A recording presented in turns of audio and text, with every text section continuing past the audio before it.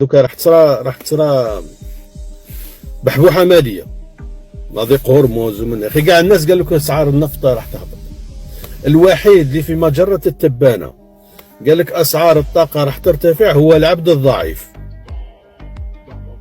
خبراء البترول والنووي قال لك البترول هو هابط هابط هابط. واحد خوكم المغرور قال لكم المنحنى البياني للطاقة سيرتفع بسبب أزمة مرمز. هو مرمز ماهوش معترف بها، كيفاش تقول له ارتفاع الطاقة؟ هو أزمة مرمز ماهوش معترف بها. قال لك ما كاين لا مرمز لا لسان العصفور. الطاقة هابطة هابطة هابطة، والجزائر لا كاين مرمز. دوك انت الفرق بينك وبين واحد خبير، انت شكون تامن؟ الناس تامن الخبير في النفط والغاز والبتروشيميك ومنا، ولا تامن واحد يهضر داخل طويوطا؟ انا كان جيت منك ما نامنش، انا نامن هذاك الخبير في علم الطاقه اللي قال لك باللي اسعار الطاقه ستهبط واحتياطي الصرف سينزل والجزائر امام ازمه خانقه ومن دا وكدا ويعودوا يبيعوا كلاوينا. قلت لك لا، خلي كلوتك عندك. الطاقه سترتفع. كيف ترتفع؟ كاين عبث ايران بالخليج.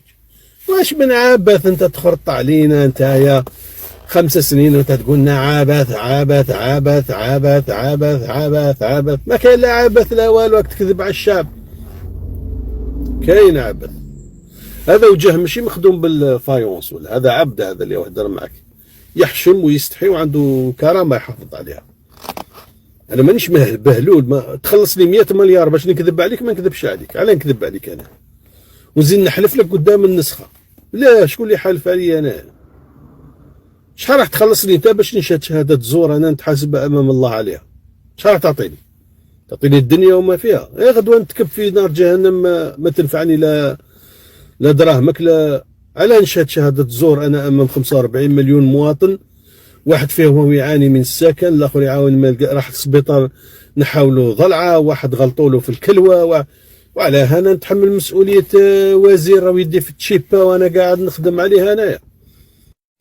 ما عنديش انا حاجه تسيف عليا نشهد لك شهاده زور نقول لك صح. انا قلت لك كاين ازمه واسمها مضيق هرمز، روح حوس في الخريطه هرمز وش معناتها تلقاه. ما قلت لكمش روحوا طلعوا التامينات؟ قلت لكم مشكل التامينات، هدرت لكم كلش، قلنا لكم كلش. ازمه الطاقه، اقتناء بواخر نقل الغاز المميع، ازمه المنافذ البحريه، كل شيء حكيناه لكم بالديتاي. للاسف كاين اشياء يمكن فعلها، كاين اشياء لا يمكن فعلها. كاين اشياء ما تقدر تكون على بالك بها، تكون انت متاخر ماكش قادر تواكب ماكش قادر تستفاد من المعلومه اللي عطيتها لك. ماكش قادر، عطيتك معلومه انت الوقت ما كانش عندك باش توجد روحك. فهمت؟ هي لو كان عندك الوقت انت واش دير؟ اول حاجه تروح تقتني بواخر لنقل الغاز المميع عن طريق البحر. باينه هذه باش انت مرحله الاختناق بالطاقه. اوروبا محتاجه الطاقه تاع روسيا، وروسيا محتاجه تصرف الطاقه نتاعها.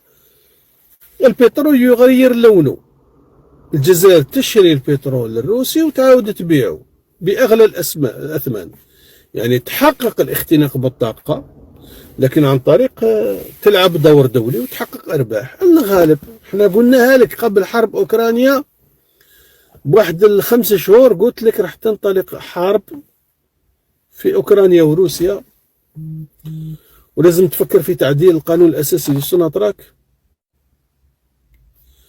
ولازم تقتني بواخر نقل الغاز المميع، ولازم تنيغوسي مع شركة التأمين وتبرم معها عقود طويلة المدى.